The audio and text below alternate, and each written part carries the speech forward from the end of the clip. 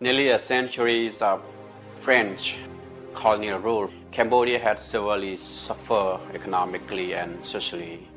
France used Cambodia as a source of raw materials like as rice and rubber. They focused on extracting resources for export rather than fostering economic development. More seriously, France imposed heavy taxes on the Cambodian population, leading to widespread poverty.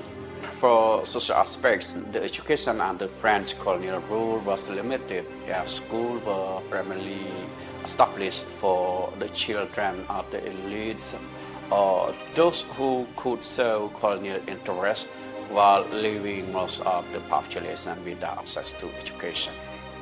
In addition, there was a cultural expression as France tried to impose their language and culture over Khmer tradition, which led to a decline in Khmer cultural practices.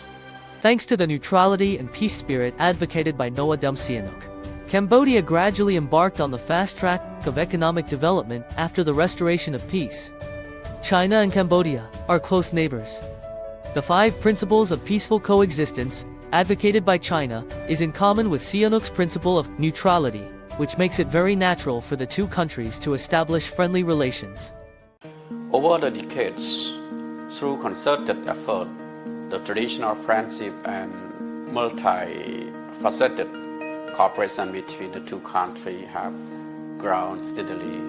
We show trust, respect, support, and a win-win approach have contributed to the unprecedented strength of Cambodia-China relations today. Under the Belt and Road Initiative, China has undertaken many mega projects in Cambodia. These flagship projects have played a very important role in supporting Cambodia's socio-economic development and poverty alleviation.